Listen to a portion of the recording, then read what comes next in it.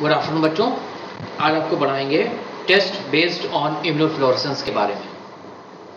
The primary reaction between antibodies chemically combined with fluorescent dyes and the cells or tissue fixed antigens can be visualized in a suitable microscope.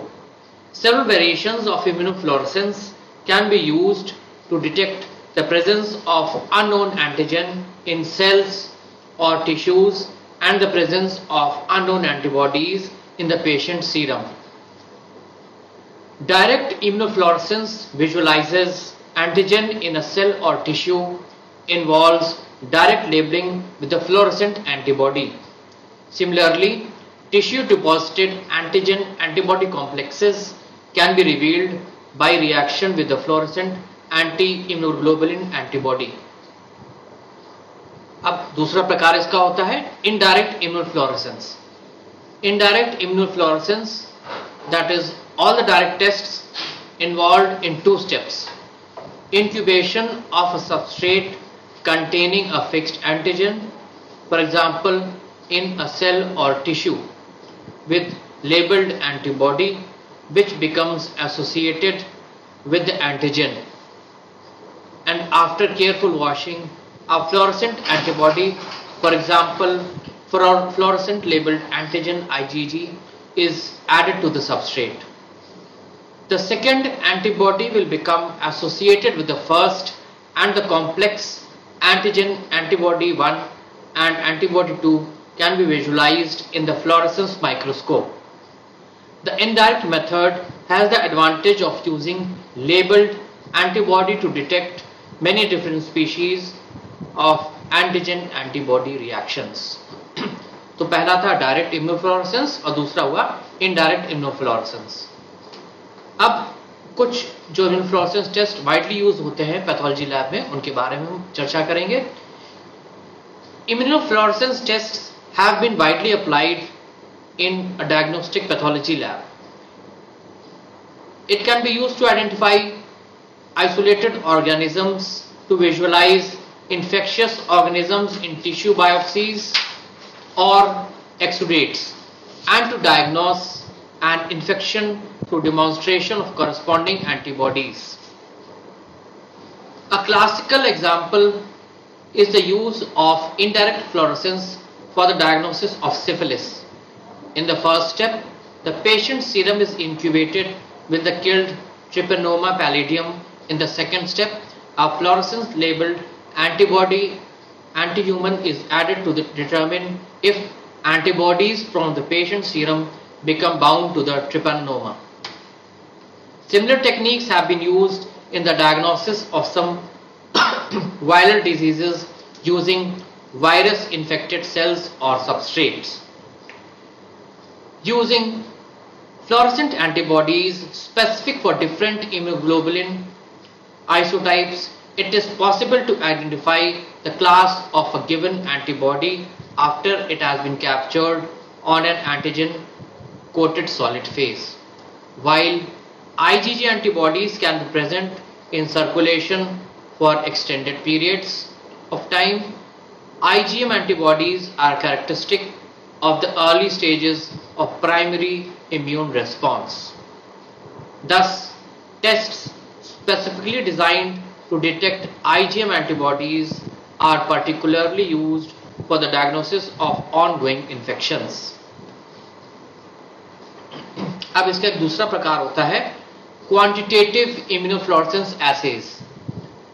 The quantitative immunofluorescence assays have been developed as a result of the introduction of fluorometers.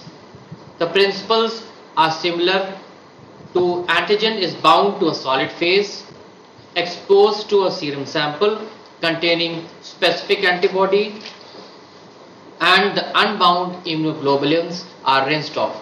Wash के बाद वो reaction से हट जाते हैं. A fluorometer is used to assay the amount of the fluorescence emitted by the second antibody. Since the amount of fluorescent antibody added to the system is fixed, the amount that remains bound is directly proportional to the concentration of the antibody present in the sample. Thus, a quantitative correlation can be drawn between the intensity of the fluorescence and the concentration of antigen added in the first step, and these quantitative tests have been adopted in several pathology laboratories because they can combine quantitative and analytical properties, for example in distinguishing the IgG and the IgM antibodies. अब कुछ test ऐसे होते हैं जो antibodies में ही detection के लिए use होते हैं इम्यूनोफ्लोरेसेंस प्रिंसिपल के आधार पर. The immunofluorescence is also used as a technique of choice for the detection of antibodies as anti-nuclear antibodies. Classically, the suspect serum is incubated with adequate tissue, and indirect immunofluorescence is performed in a second step to detect antibodies fixed to the substrate. In a positive test, the nuclei of the cells is used as substrate. It will be fluorescent. The pattern of nuclear fluorescence is variable and has diagnostic implications. Autoantibodies directed to a variety of tissue antigens can be detected by immunofluorescence, and this is the basis for a variety of tests used in the evaluation of variety of organ-specific autoimmune diseases. In this, anti-double stranded DNA antibodies can be detected by immunofluorescence using a parasite which has a kinetoplast composed of pure DNA. Fixed parasites are incubated with the patient's serum in the first step, and the anti-dsDNA antibodies, if present, will bind to the kinetoplast and will be revealed with fluorescent labeled anti-IgG antibody. अब अगली method जो होती है वो है immunofluorescence test to detect tissue fixed antigen antibody complexes. Immunofluorescence assays have been extensively used by immunopathologists to detect immune complexes deposited in a variety of tissues. The technique usually involves performing a biopsy to obtain a tissue fragment that is then frozen and sectioned.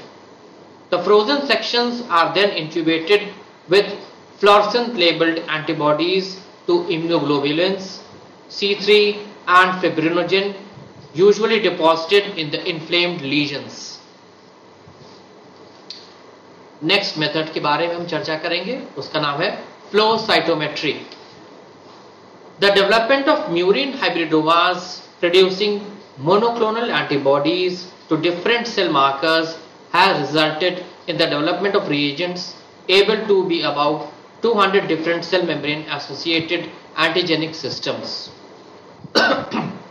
Many of those are expressed by lymphocytes, and a select few are known to identify subpopulations with different functions or different stages of activation. A variety of lymphocyte populations and subsets can be identified and enumerated by flow cytometry using fluorescent labeled monoclonal antibodies. The principle of flow cytometry is quite simple. A diluted blood sample is incubated with one or several fluorescent labeled monoclonal antibodies. If more than one antibody is used, each one is labeled with a different fluorochrome. The samples are further diluted so that they flow into a cell as a unicellular stream and are analyzed through light scattering and fluorescence. Light scattering measurements allow sizing of the cells, the forward light scattering, and the determination of their irregularities, that is lateral light scattering, usually measured at 90 degrees. Fluorescent measurements allow the determination of number of cells expressing markers recognized by specific fluorescent labeled monoclonal antibodies. by means of computer assisted analysis, cell populations of homogeneous size can be segregated from cross-reactive cell types, which may express identical markers but be of a totally different nature and analyzed for the expression of one or several markers.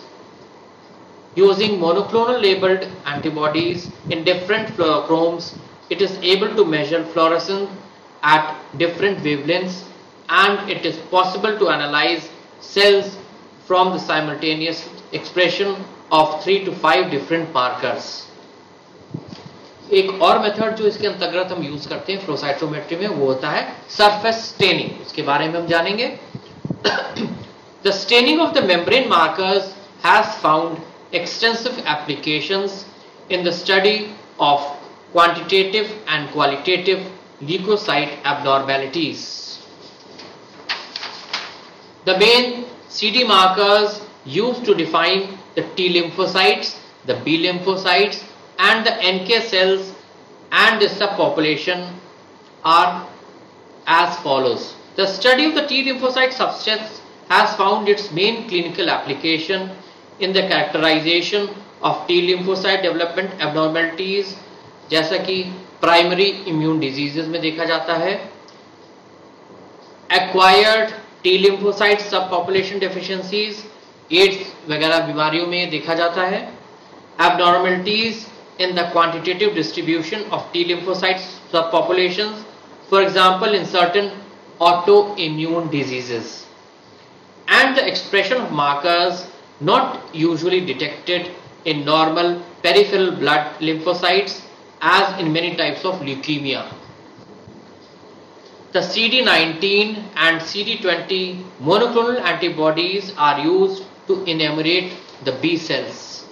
The fact that the dendritic cells also express CD20 in inconsequential while phenotyping the peripheral blood lymphocytes of B type. It should be noted that CD19, CD20 and MHC2 are not expressed by plasma cells. These cells express specific antigens such as PCA1. Monocytes are usually identified by conventional staining on the peripheral blood smears. When needed, these cells can be phenotyped on the basis of a combination of antigens such as CD16, common to all granulocytes and the neutrophils. CD64 has high affinity for iron receptors and is unique to the monocytes.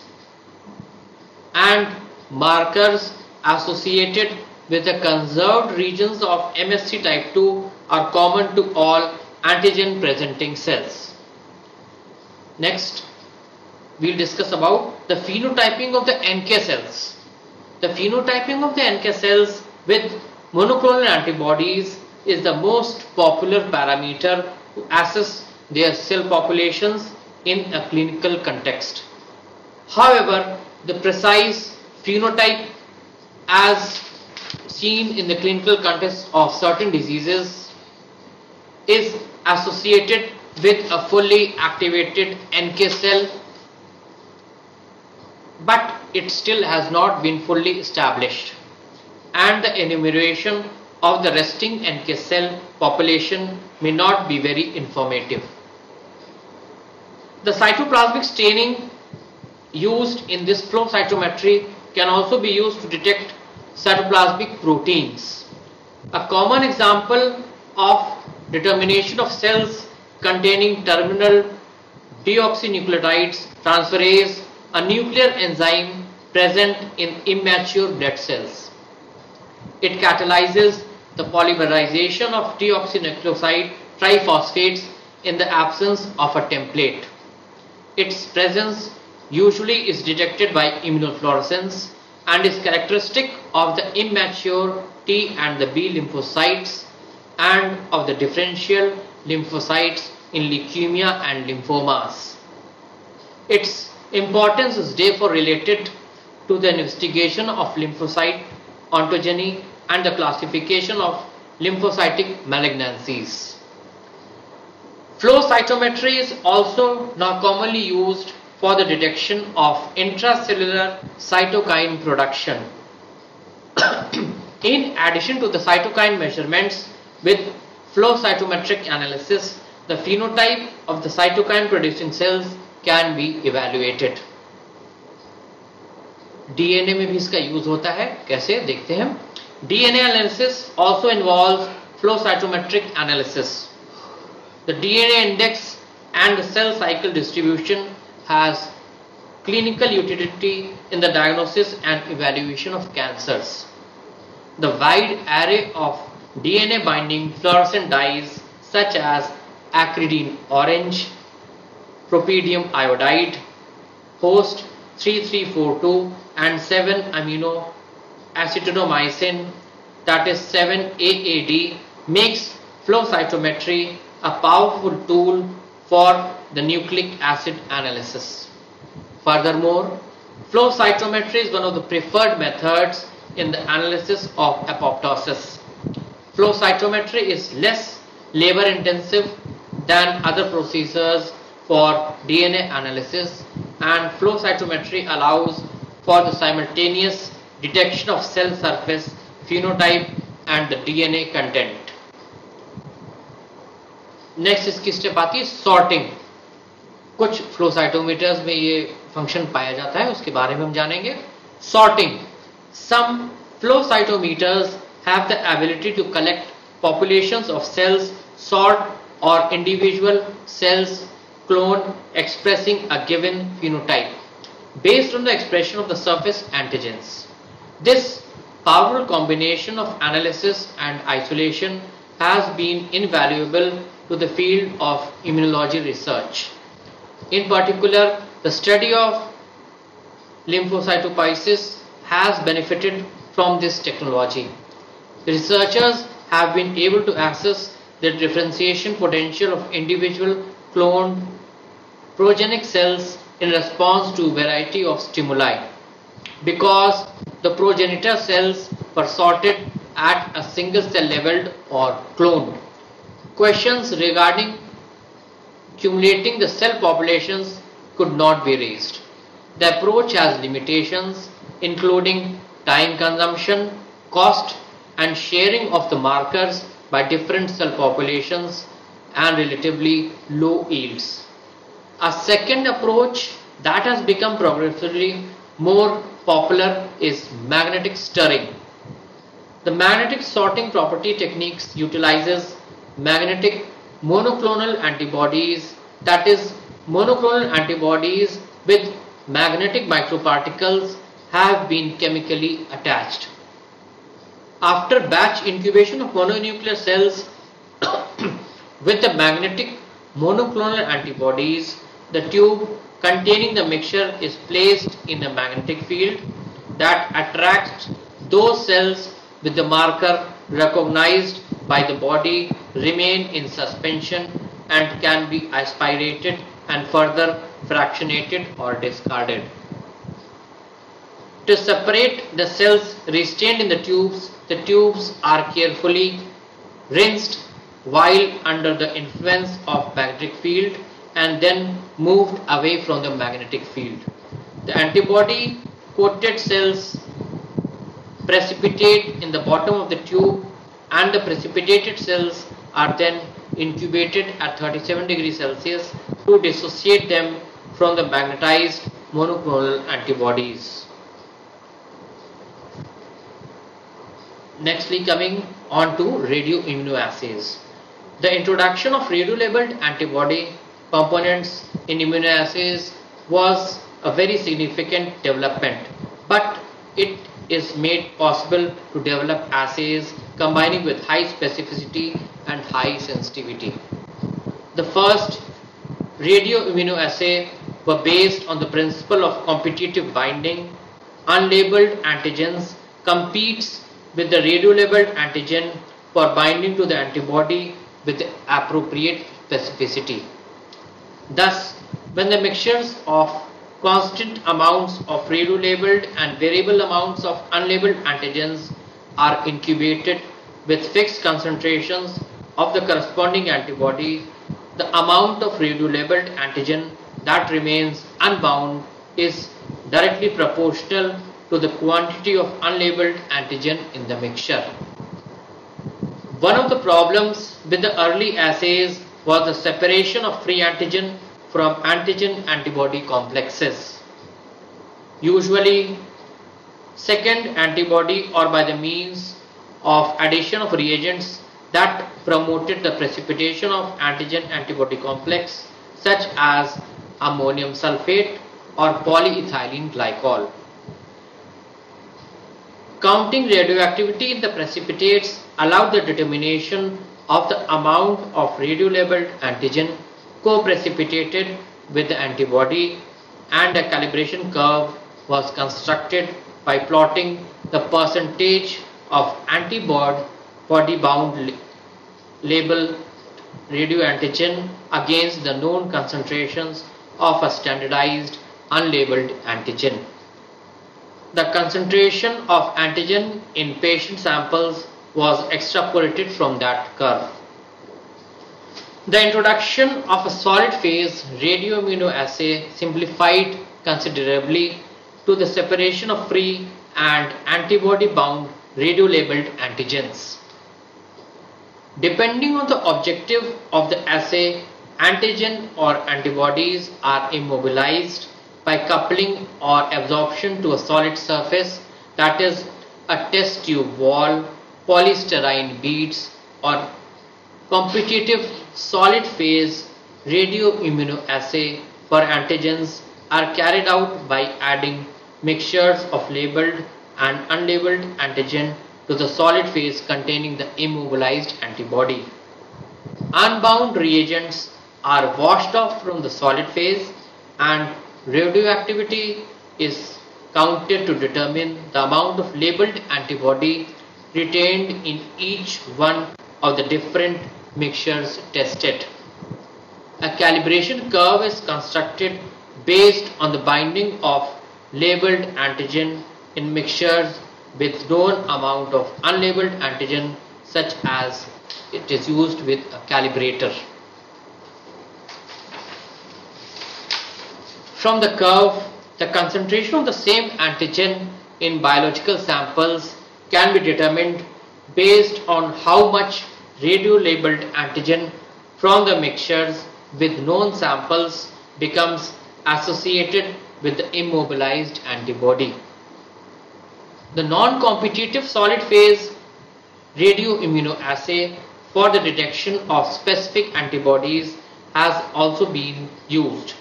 The antigen is bound to the solid phase. The antigen-coated solid phase is exposed to a sample containing antibody, and a radio-labeled anti-human immunoglobulin is used to assay the antibody that becomes bound to the immobilized antigen.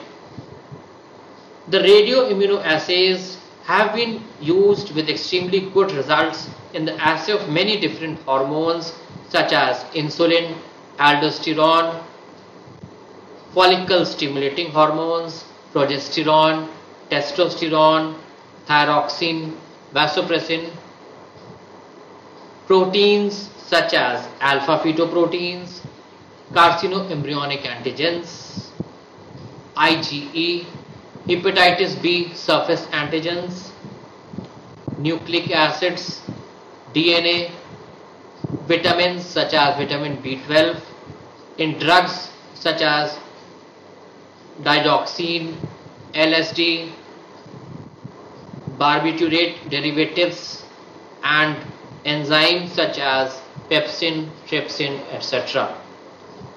The extremely high sensitivity of the radioimmunoassay, which can easily determine concentrations in nanograms per milliliter range of even lower, is the reason why so many applications were developed.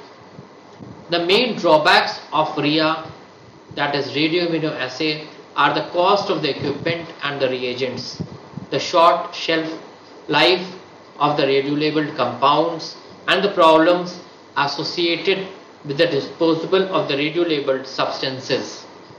In recent years, radioimmunoassays have been virtually replaced by quantitative fluorescent assays, chemiluminescence assays and enzyme immunoassays. अब हम अगली technique के बारे में बात करेंगे जिसका नाम है enzyme इम्यूनोएसेज. Conceptually, the enzyme immunoassays is very close to the solid phase radioimmunoassay. One of the components of the reaction of antigen if the purpose is to assay the antibodies, antibody if the purpose is to assay the antigens. It is absorbed onto solid phase such as polystyrene tubes, plastic microtiter plates, plastic or metal beads, plastic discs, absorbent pads, etc. The second step varies depending on the type of the assay. In a competitive enzyme immunoassay for antigen, a mixture of enzyme labeled and unlabeled antigen is added to immobilized antibody. As in competitive radioimmunoassay, the concentrations of labeled antigen and antibody are kept constant, and the concentrations of unlabeled antigen is variable. After incubation and washing, a substrate for the enzyme is used to label the antigen is added to the system. The substrate upon reaction with the enzyme, usually peroxidase or alkaline phosphatase, develops a color, the intensity of which can be measured by spectrophotometry. The color intensity is directly proportional to the amount of the bound labeled antigen, which in turn is inversely proportional to the concentration of unlabeled antigen added to the mixture. In a sandwich assay for antigen, the second step consists of adding the antigen containing sample to the immobilized antibody. In a direct antibody assay, the second step is of adding the antibody containing sample to the immobilized antigen. In these two types of assays, the next step is basically the same. That is, labeled antibody needs to be added in the sandwich assay. The labeled antibody is of similar specificity to the antibody bound to the solid phase or antibodies reacting to different epitopes of the same antigen are preferred. In the direct antibody assay, the labeled antibody is an anti-immunoglobulin antibody. Finally, an enzyme labeled component, antigen or antibody is added, and after incubation and washing, a color or chemiluminescence generating substrate is added. In either case, the color intensity is directly proportional to the concentration of the reactant being measured. As a result of its relative simplicity and versatility, and because of the shelf life of the reagents is longer, there are no special problems with the storage and deposition. Enzyme immunoassays have become perhaps the most widely used immunological assay method. Its sensitivity allows the assay of nanograms and polygrams amounts without great difficulty and can be further increased by modifications of this technique.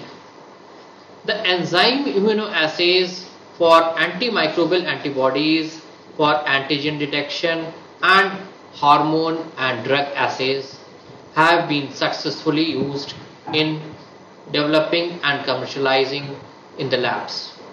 The most important limitations of enzyme immunoassays are related to cross reaction and non-specific reaction, both of which can lead to false positive results, which is a greater problem in assays of enhanced sensitivity. Amongst the most interesting developments in the last decade are the rapid diagnosis of enzyme immunoassay kits that have been developed for pregnancy and for a variety of infections including streptococcal sore throat, respiratory virus infections, virus influenza, and HIV infections. These kits are extremely simple to use and can be used at home by the patients or by any other doctors with minimal training and instrumentation. The original rapid test for pregnancy was sandwich assay that used two monoclonal antibodies recognizing two different non-competing epitopes in human chorionic gonadotropin. One antibody was immobilized onto a solid phase and its function is to capture the antigen of HCG. The second was labeled with an enzyme and would be retained on the solid surface only if antigen has been captured by the first antibody. The retention of labeled antibody was detected by a color reaction secondary to the breakdown of one adequate substrate. These tests usually involved one or two steps. One-step tests were later developed, but the manufacturers could not be having the exact design for the purpose. So nowadays both two-step tests are also used in various pathology laboratories. The phagocytic cell function tests are usually performed with isolated peripheral blood neutrophils. Killing defects are the most frequent primary abnormalities of these cells and can be tested in a variety of ways. Bacterial killing tests are not routinely available in the diagnostic laboratories. Instead, tests based on induction and measurement of the respiratory bursts such as NBT are used to investigate those defects.